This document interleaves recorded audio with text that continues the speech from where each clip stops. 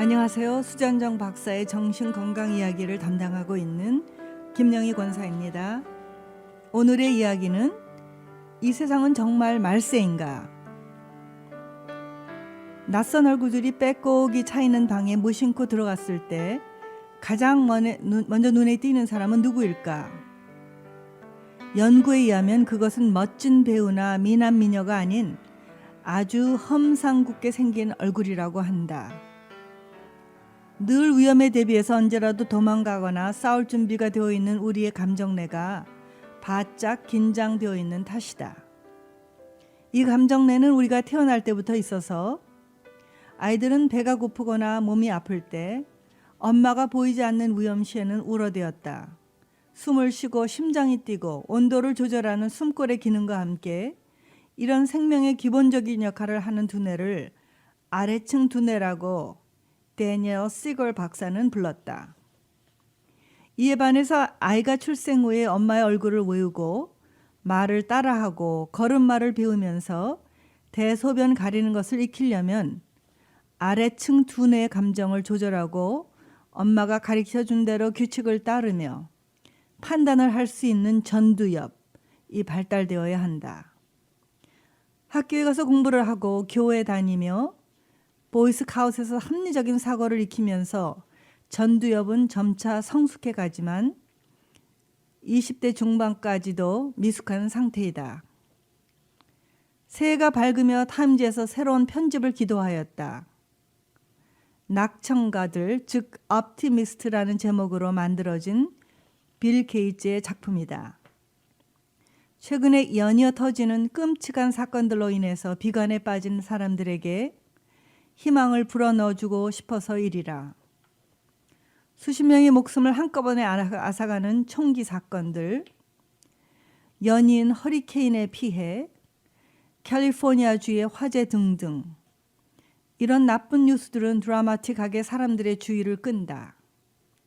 마치 숱한 사람들 가운데서 가장 인상이 험악한 사람의 얼굴만을 빨리 찾아내듯이 그래서 그는 사람들에게 위층 두뇌를 사용하여 합리적인 숫자를 살펴보라고 권한다. 25년 전에 이티오피아에서 태어난 아이들 5명 중 1명은 5살이 되기 전에 사망하였다. 루완다의 어린이는 4명 중 1명이 5살 생일 이전에 사망하였으나 이제는 25명 중 1명만이 사망을 한다. 25년 내지 30년이면 한 세대의 기간이다. 그 짧은 시간에 많은 생명을 살리는 좋은 일들이 세계 각곳에서 벌어졌었다. 그러나 이런 일들은 뉴스가 되지 않았을 뿐이다. 투자의 귀재라 불리우는 87세의 워렌 버핏도 많은 밝은 숫자를 내세워서 사람들의 희망을 불러일으키려 했다. 쇼킹한 뉴스로 인한 동물적 감정의 영향 대신에 합리적인 생각을 통한 미래의 1인당 수입 수치를 계산하였다. 위층 두뇌의 계산 결과는 다음과 같다. 현재 1인당 미국인의 GDP가 5만 9천 달러인데 1년의 증가율이 2%이고 인구의 자연 증가가 0.5%, 이민으로 인한 증가가 0.3%를 잡으면 1년에 1.2%의 증가율이 생기고 25년 후에는 1인당 GDP가 7만 9천이 불이 된다는 논리였다.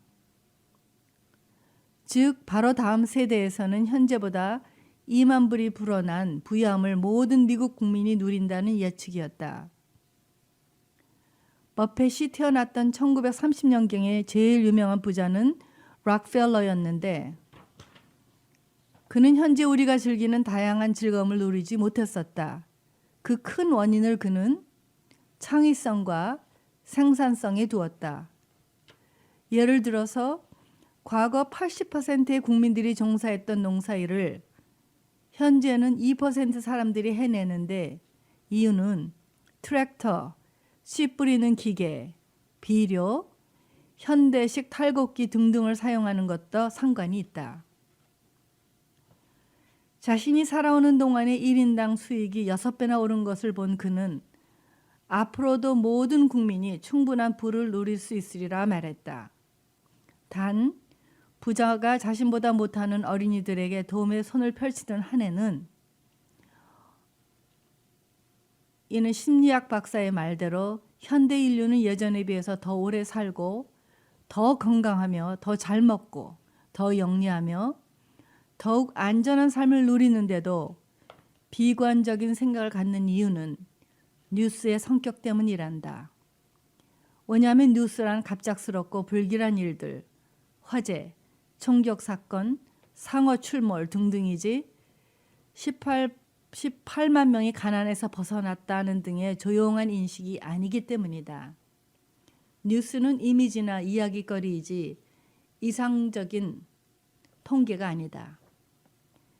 그래서 심리학자 핑커 박사는 세상에 대해서 생각할 때 이미지나 이야기거리 대신에 숫자의 기준을 둔 합리적 생각을 염두에 두라고 권한다. 그래서 충격적인 뉴스의 제목이나 끔찍한 사진들보다 현대 인간이 누리고 있는 부유함과 장수하는 나이, 글자를 깨친 문화의 척도 등을 생각하면서 말이다. 숫자란 좋은 것과 나쁜 것이 모두 포함되어 있다. 그러나 숫자는 세계를 현명하게 볼 수 있는 마음자세를 가져다 줄 뿐 아니라 도덕적으로 빛나는 가치를 나타낸다. 감사합니다.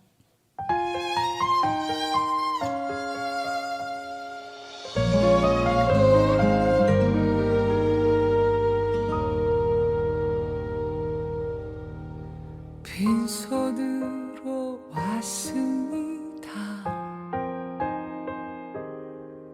작은 사랑 가슴에 안고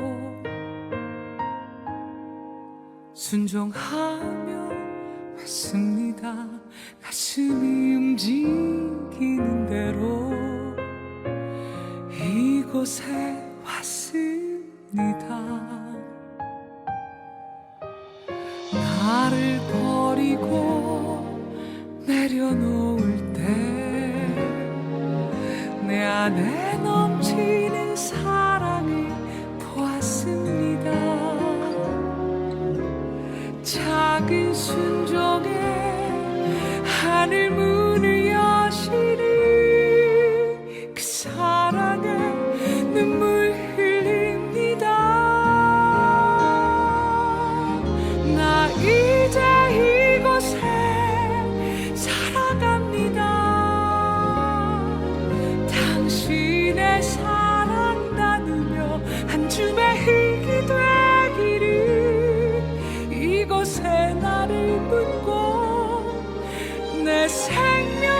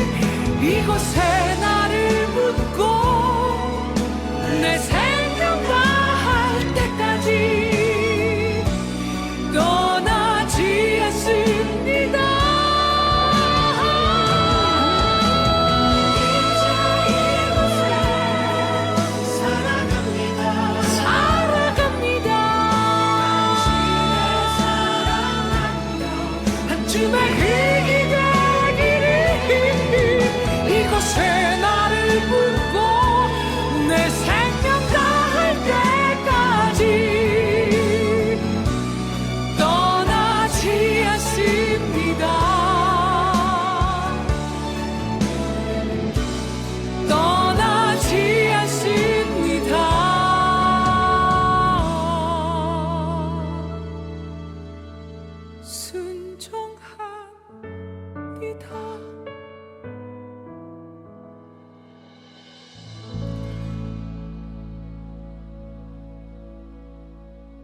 일생의 훈련이 필요한 수련이. 제가 정신과 의사 수련을 시작한 것이 1973년이었으니 이 길을 걸은 지 이제 거의 50년이 넘었다. 그런데 이제야 나의 분야에 대해서 어느 정도 눈이 뜨이고 일을 할수록 흥미가 더해간다. 이렇게 더딘 나의 성장은 아마 소아 및 청소년 정신과 의사라는 특수 분야 때문인지도 모른다. 일반 정신과 수련을 끝마친 후에 나의 동기 레지던트들은 전부 도합 6명의 백인 남성들, 서둘러서 기업이나 교수들로 진로를 찾아 나섰다. 그가 빌려 썼던 의과대학 대여 장학금을 갚아야 할 테니까. 그때 내가 결정한 것이 2년간의 수련을 더 받아서 소아 및 청소년 정신과 의사라는 특수 분야의 정신과 전문의가 되는 것이었다. 많은 분들은 소아과 의사와 내과 의사의 구별이 18세를 전후로 한 나이 때문이니 일반 정신과나 소아정신 전문가 의사의 차이도 단지 연령 때문이라고만 본다. 그래서 왜 소아정신과를 하려면 2년을 더 공부해야 하는지 이해하기 어려워한다. 어른들처럼 복잡한 스트레스도 없을 테니 아이들을 치료하는 게 훨씬 쉽지 않나요? 만일 어린이를 축소판 어른으로 본다면 맞는 말이다.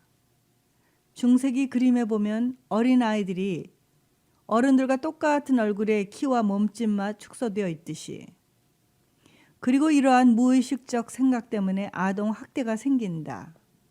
예를 들어서 4살짜리 꼬마들이 친구 집 수영 파리에 초대되어 갔다고 하자. 20여 명의 또래들이 수영복만 입고서 물에서 신나게 놀 생각에 어른들의 주의를 듣지 못하고 뛰어다니기 시작했다. 주인집 어른의 두 번째 주의를 듣고서 대부분의 아이들은 뛰는 것을 멈추었다. 그런데 유난히 우리 집 아들 녀석은 또다시 뛰는 게 아닌가. 엄마가 소리 지르면 주춤했다가는 도저히 참지 못하겠다는 식으로 다리가 들먹거린다. 아이들에게는 삶 전부가 스트레스도 있다. 하나님처럼 두렵고 사랑하는 엄마를 화내게 하는 것도, 그리고 자신도 싫다. 이럴 때 현명한 어른들은 아이에게 또 다른 길을 제시해 준다. 우리 앉아서 비누방을 놀이할까? 라던가, 자, 우리 모두 수영하러 물로 들어가자 라면 아들 녀석이 고민하던 뛸까 말까를 잊어버릴 수 있으니까. 아직 이성적 사고가 발달되기 이전에 어떤 아이들은 우울한 햄릿이 살까 말까를 고민했듯이 뛰지 말까 뛸까 동사 하나에만 집착되어 있으니까. 피아제라는 유럽 학자에 의하면 아이의 두뇌가 성숙해져서 12살 정도가 되기까지는 원인과 결과를 유추할 수 있는 조직 사고가 불가능하단다. 자기 중심적인 생각, 즉 엄마는 왜 나만 미워할까? 아니면 나는 나쁜 아이야 같은. 그러나 이것이 반복되다 보면 이 아이의 자존감은 밑바닥에 떨어지고 중학교 갈 때쯤이면 우울, 불안, 반사회적 행동하러 되기가 쉽다. 아이들이 출생할 때는 고급의 사고와 판단, 계획 등을 주관할 수 있는 전두엽의 기능이 발달되어 있지 않다. 반면에 배고픔과 아픔과 스트레스에 대항하여 싸우거나 도망가는 반응을 할 수 있는 번연계는 발달되어 있다. 모든 포유동물들처럼 인간, 아기도 생존을 해야 되니까. 물론 뛰어가나 도망가는 데 필요한 호흡과 맥박, 혈압, 체온 유지 같은 자율신경계도 이미 발달되어 있다. 그러니까 전두엽의 기능은 다시 말해서 사람이 짐승 같은 감정이나 행동을 저지하여 사람다워지는 데 필요한 기능을 행하는 두뇌이다. 포유동물 중에서 냄새와 청각을 관장하는 두엽이 발달된 개는 사냥이나 경찰견으로 쓸모가 있다. 이런 경공들 중에서도 전두엽 기능을 조금 발전시키기 위해서 훈련 학교에 보내면 감정 조절이 조금만 가능해져서 아무나 물지도 않고 배변 조절도 향상된다. 그러니까 전두엽의 기능은 짐승처럼 태어난 갓난아기를 길들여서 25세쯤 되면 성숙한 인간으로 변화시키는 셈이다. 과거에 18세쯤 되면 충분히 성숙하리라 믿었던 전두엽의 기능은 MRI 발견 이후에 알고 보니 이보다 훨씬 뒤에나 이루어진다니. 인간처럼 오랜 기간 미숙한 포유 동물도 없는 듯하다. 이런 미숙한 인간 동물들이 결국은 우리 아이들이다. 어른과 아이들은 이처럼 다른 생물체이다. 그러니 어른을 재는 잣대로 아이들을 잴 수도 없고 재어서는 안 된다. 물론 어른들 중에서도 뇌병변이 온 치매 환자나 교통사고로 뇌 조직이 손상된 사람들은 어린애와 같이 행동한다. 전두엽의 기능이 손상되었으니 말이다. 어른은 속상하면 말을 한다. 말은 고도의 전두엽 기능이니까. 아이들은 화나면 문제 행동을 한다. 전두엽이 아직 미숙한 상태이니까. 그래서 어린아이를 재는 잣대는 덮어놓고 어른식으로 할 수가 없다. 그래서 어린이는 인내와 사랑이 있는 특별한 자를 써야 한다. 그래서 소아과 정신과 의사는 2년 이상의 훈련과 나아가 일생을 통해 배워야 할 긴 수련이 필요한가 보다.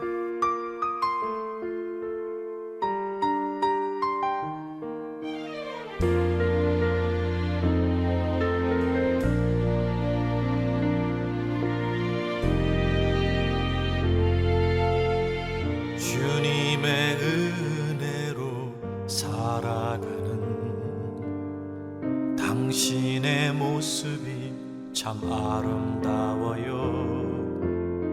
주님의 사랑을 나누어 주는 당신의 모습이 너무 아름다워요.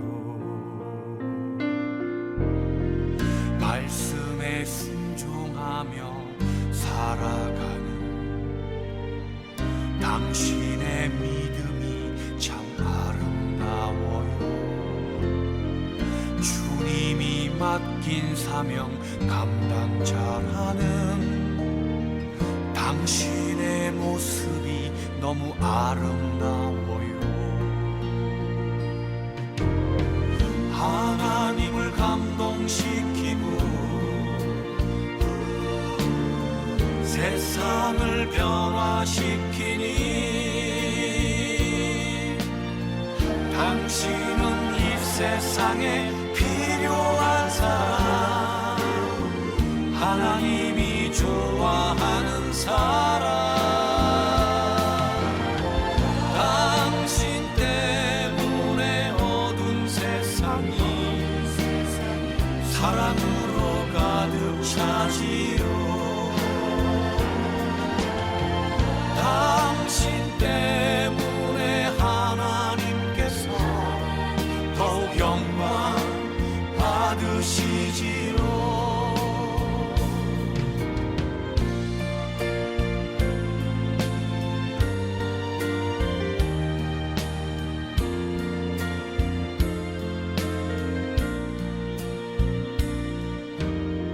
주님의 은혜로 살아가는 당신의 모습이 참 아름다워요. 주님의 사랑을 나누어 주는 당신의 모습이 너무 아름다워요. 하나님을 감동시키고 세상을 변화시키니 당신은 이 세상에 필요한 사람, 하나님이 기뻐하는 사람. 당신 때문에 어두운 세상이 사랑으로 가득 차지요.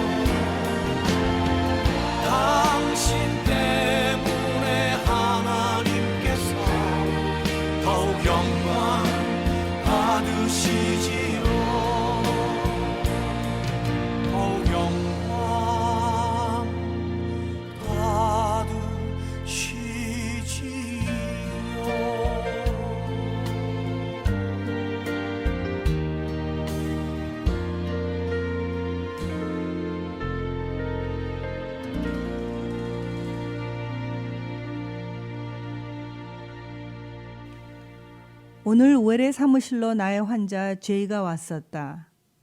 이제 18살이 되어서인지 예전보다 더욱 부르짖는 외침이 크다. 대기실에 제이가 들어서는 순간부터 나는 멀리에서도 그녀가 온 것을 알 수 있다. 짐승이 우는 것처럼 높게 질러대는 그녀의 고함은 울음 때문이 아니다. 나는 제이가 눈물을 흘리는 것을 본 적이 없다. 옆 사무실에서 많은 의사와 상담가들이 튀어나와서 내 사무실 쪽을 바라본다. 우리들 중 누구인가의 응급 상황이 생기면 어떻게든 도와주려는 직업의식일 때문이다. 그만큼 제이의 절규는 무섭도록 처절하고 이해하기 어렵다. 나 옆방에서 일하는 정이 많은 상담가인 락산이 말한다.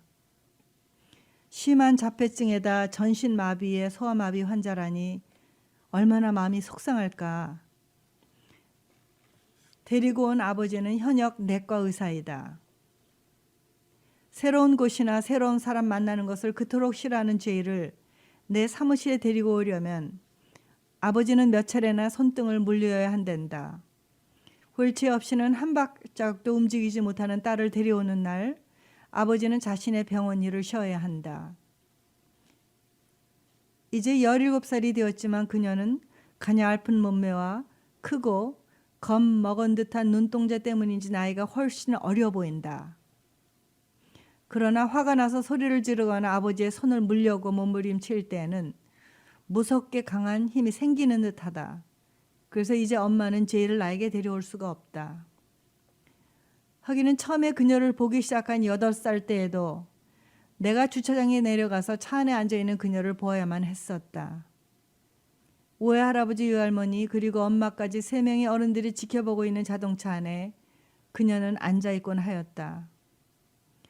몸의 마비 현상으로 행동의 자유를 잃는 것만도 답답한 이 어린 소녀에게 자폐증이라는 심한 두뇌의 질병 때문에 언어의 기능, 타인간의 감정 교류, 의사 표현의 방법이 전혀 발달되어 있지 않았으니 나와의 만남도 그녀에게는 큰 짐이었을지도 모른다. 한동안 외할아버지의 도움으로 승마장에 데려다 주면 말 타는 것을 그녀는 즐겼다고 한다. 양쪽 팔에 어느 정도 힘이 있지만 하지는 마비 상태인데 어떻게 말 위에 앉아서 떨어지지 않았는지 신기하였다. 그러나 가족들의 말에 의하면 여러 가지 종류의 장애의 아들이 승마를 통해서 자신감을 갖고 운동 능력을 키우는 것을 볼 수 있었단다. 소아과 의사인 제이 어머니는 그래서 승마를 시켰었나 보다.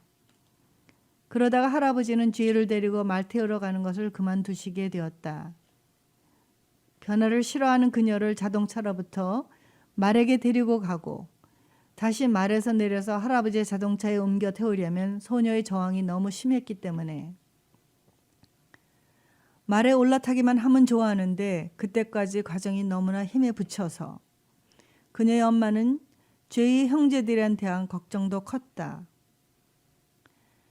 정상적으로 태어나 훌륭한 학교 생활과 인간관계를 즐기는 그들이지만 제이 때문에 하루 24시간 1년 내내 부모가 신경 써야 하는 누나나 언니 때문에 겪어야만 할 소외감 또는 외로움이 느껴졌기 때문이다. 제이 아버지는 딸에게 적극적인 사랑의 표현을 찾으려 애쓴다. 주차장에서의 한정된 차 안의 공간, 피상적인 나와의 만남을 어떻게 해서라도 바꾸어 나의 사무실까지 데리고 와서 둘의 인간관계가 굳어지기를 바라는 때문이리라. 몇 차례나 휠체어를 끄는 그의 양손을 딸에게 물려가면서 아버지는 언젠가 나에게 새로운 의료기구를 소개했었다. 몸을 지탱해주는 금속 갑옷 같은 보조장치를 쓰면서 걷기를 가르치고 싶다면서. 환자 부모님들이 전해주는 여러 가지 새로운 의료기구나 치료 방법에 나는 귀를 기울인다. 새로운 약품이나 의료 방법들이 여러 번의 연구나 실험을 통하여 스탠더라이즈된 보편적인 치료법이 되기 이전에도 이들은 정보에 빠르다. 물론 그중 많은 것들이 실험에 그치고 말지만 아직도 소녀는 말을 못하고 걷지 못한다. 그리고 이제는 법적으로는 어른인 18세가 되었다. 그동안 제이와 그의 부모, 조부모님들은 나를 참을성 있고 겸손한 의사로 가르쳐 주었다. 비록 큰 번화나 진전이 없는 상태에서라도 희망을 버리지 않고 사랑을 계속할 수 있는 인간의 도리도 배웠다. 그래서 나의 환자들은 그리고 그 부모님들은 모두 나의 선생님들이다. 감사합니다.